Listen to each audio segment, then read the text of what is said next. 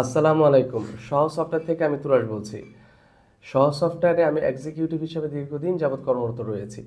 আসলে এক্সিকিউটিভ হিসেবে কর্মরত থাকার কারণে ব্যবসায়ীদের সাথে কিন্তু আমাদের একটা ভালো সম্পর্ক এবং তাদের সমস্যাগুলো সমাধান করাই কিন্তু আমাদের কাজ।